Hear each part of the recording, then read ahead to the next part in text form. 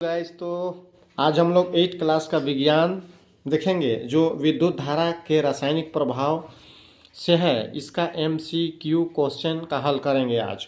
तो आज का वीडियो बहुत ही इंटरेस्टिंग होने वाला है। देखेंगे पहला नंबर क्या है, निम्नलिखित में कौन विद्युत का कुचालक है। अरे कौन विद्युत का कुचालक है, विद्युत का कौन कुचालक है जिसमें विद्युत धारा नहीं बहता है। तांबा, लोहा, एल्युमिनियम, रबर। तो रबर जो है विद्युत का क्या है, कुचालक है। सही आंसर डी होगा, रबर। अगला प्रश्न है प्रश्न नंबर 2, इनमें कौन विद्युत धारा का सुचालक, विद्युत धारा का सुचालक, विद्युत धारा का कौन सुचालक जिसमें होकर विद्युत धारा बहेगा।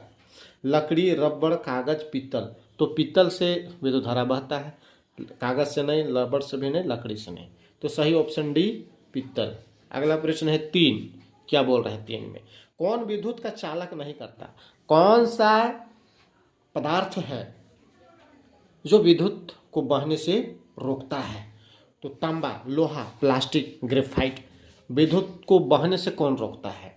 तांबा नहीं रोकेगा, लोहा भी नहीं रोकेगा, प्लास्टिक रोक लेगा। प्लास्टिक, सही ऑप्शन सी, प्लास्टिक। बहुत ही अच्छा। अगला प्रश्न है, इलेक्ट्रॉनों के प्रवाह को कहते हैं। इलेक्ट्रॉन का जो प्रवाह है, इलेक्ट्रॉन जो बहता है वह क्या कहलाता है। विद्युत धारा, इलेक्ट्रोड, विद्युत अपघटन, विद्युत लेपन। तो सबसे अच्छा आंसर है यहाँ पर विद्युत धारा, क्योंकि इलेक्ट्रॉन इसमें बहता है। तो सही ऑप्शन क्या होगा, ए नंबर, राइट ऑप्शन ए, विद्युत धारा। अगला प्रश्न, अब प्रश्न नंबर 5 में क्या बोल रहा है। बहुत ही इंटरेस्टिंग वीडियो है और ये 2026 में आने वाला ही प्रश्न का यहाँ पर हल हो रहा है। तो देखेंगे यहाँ पर 5 प्रश्न। विद्युत धारा उत्पन्न करता है, विद्युत धारा कौन उत्पन्न करता है। विद्युत धारा उत्पन्न करने वाला क्या है। केवल रासायनिक प्रभाव उत्पन्न करता है, केवल ऊष्मीय प्रभाव उत्पन्न करता है, केवल रासायनिक प्रभाव उत्पन्न करता है, केवल चुंबकीय प्रभाव करता है। तो यहाँ पर तो जैसे हम ए, बी और सी सब सही है, अर्थात हम लोग का उपरोक्त तीनों प्रभाव सही आंसर होगा, option number D is right answer. अगला प्रश्न है और प्रश्न नंबर 6। प्रश्न नंबर 6 में क्या बोल रहा है, विद्युत सेल में कितने टर्मिनल होते हैं। टर्मिनल अर्थात ऋण और धन, 2 प्रकार के टर्मिनल होते हैं, एक ऋण दूसरा धन। पहला कैथोड और दूसरा एनोड। तो देखेंगे 2 टर्मिनल, 1 2 3 4। तो ऑप्शन नंबर बी, 2 एकदम राइट आंसर है। अगला प्रश्न देखेंगे, हेलो गैस, आज अगला प्रश्न देखेंगे हम लोग। प्रश्न नंबर 7 क्या है, प्लास्टिक ऊष्मा एवं विद्युत के होते हैं। तो प्लास्टिक ऊष्मा और विद्युत तो क्या होता है उसको बताना है। क्या होता है, सुचालक, कुचालक, अतिचालक, कोई चालक नहीं, जो भी सुचालक, कुचालक, ए और बी दोनों कोई नहीं। तो क्या होगा, प्लास्टिक, इसमें विद्युत धारा नहीं बहता है तो कुचालक होगा, ऑप्शन बी नंबर, कुचालक राइट है। अगला प्रश्न है प्रश्न नंबर 8 क्या बोल रहा है। प्रश्न नंबर 8 में क्या बोल रहा है, निम्नलिखित में कौन सा घोल विद्युत का सुचालक है। कौन सा ऐसा घोल है जो विद्युत का सुचालक है। नींबू का रस, नल का पानी, सिरका, खाद, तेल। तो नींबू का रस विद्युत का सुचालक है, इससे होकर विद्युत धारा बहता है, option number A is right answer. अगला नंबर 9, कौन सा पदार्थ विद्युत का कुचालक, जिसको हीन चालक, कुचालक अर्थात यहाँ पर हीन चालक है, कुछ हल्का हल्का बह रहा है। अशुद्ध जल, नींबू का पानी, सिरका, साबुन का पानी। तो यहाँ अशुद्ध जल होगा, जिसको कहते हैं शुद्ध जल, डिस्टिल वाटर जिसको बोला जाता है। सही ऑप्शन ए है और option A number is right answer. अगला प्रश्न है प्रश्न नंबर 10 या 10, लोहे के पुलों को जंग से बचने के लिए किस धातु का विद्युत लेपन किया जाता है। बहुत ही मस्त इंपॉर्टेंट प्रश्न है। तो लोहे के पुलों को जंग से बचने के लिए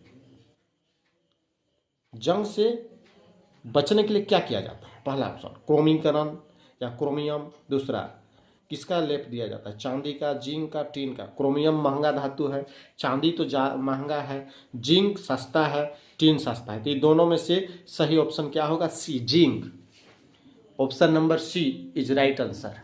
अगला प्रश्न है प्रश्न नंबर 11 क्या बोल रहा है, विद्युत धारा के किस प्रभाव का उपयोग विद्युत लेपन में करते हैं। कह रहा है विद्युत धारा का किस प्रभाव का उपयोग हम लोग विद्युत लेपन में करेंगे? तो विद्युत लेपन में किसका उपयोग करते हैं? उष्मीय प्रभाव, चुंबकीय प्रभाव, रासायनिक प्रभाव, कोई नहीं। तो ऑप्शन हम लोग का सी होगा, रासायनिक प्रभाव। सही आंसर रासायनिक प्रभाव, option number C is right answer. अगला प्रश्न है 12 नंबर। 12 में क्या कहा? निम्नलिखित में कौन सा धातु है जिसका विद्युत लेपन के द्वारा किसी धातु की चमक को बढ़ाया जा सकता है? कौन सा धातु किसी धातु में चढ़ाएंगे तो उसका लाइट ज़्यादा होगा, उसका चमक ज़्यादा होगा, वो ज़्यादा निखरेगा, अच्छा दिखेगा, ब्यूटीफुल, बहुत ही चमक होगा। तो पहला लोहा, दूसरा क्रोमियम, तीसरा तांबा, चौथा एल्यूमिनियम। तो सही आंसर क्या होगा? Chromium. Chromium is right answer है। अगला नंबर है 13 नंबर। 13 का आगे हम लोग पढ़ते हैं क्या है। 13 नंबर, साइकिल के हैंडल तथा पहियों के रिम को चमकदार बनाने के लिए किस धातु का विद्युत लेपन किया जाता है? कह रहा है साइकिल का हैंडल है या कोई भी गाड़ी का रिम जो होता है, उस रिम को ज़्यादा लाइट करने के लिए, चमकने के लिए कौन सा धातु का लेप चढ़ाया जाता है? तो पहला है क्रोमियम, दूसरा तांबा, तीसरा एल्यूमिनियम, चौथा लोहा। तो सही आंसर क्या होगा? क्रोमियम। तो option is right, sorry, answer जो होगा 100% आंसर होगा क्रोमियम, ए नंबर राइट आंसर। अगला प्रश्न, प्रश्न नंबर 14 क्या है देखते हैं। एलईडी खाली स्थान विद्युत धारा प्रवाहित होने पर भी दीप्त होता है। एलईडी विद्युत धारा प्रवाहित किसके प्रवाह होने से भी दीप्त होता है? कमजोर, तेज, तीक्ष्ण, ज्यादा। तो सबसे पहले सही आंसर क्या होगा? कमजोर। धीरे धीरे भी बह रहा है, हल्का हल्का बह रहा है, फिर भी ये लाइट दिखता है, अर्थात ऑप्शन ए जो है बहुत ही अच्छा टॉप आंसर है, बहुत ही सुंदर है। ऑप्शन नंबर 1 कमजोर होगा। तो आप लोग को समझ में आ गया होगा। तो लाइक सब्सक्राइब कीजिएगा, बेल आइकन को दबाइएगा। धन्यवाद।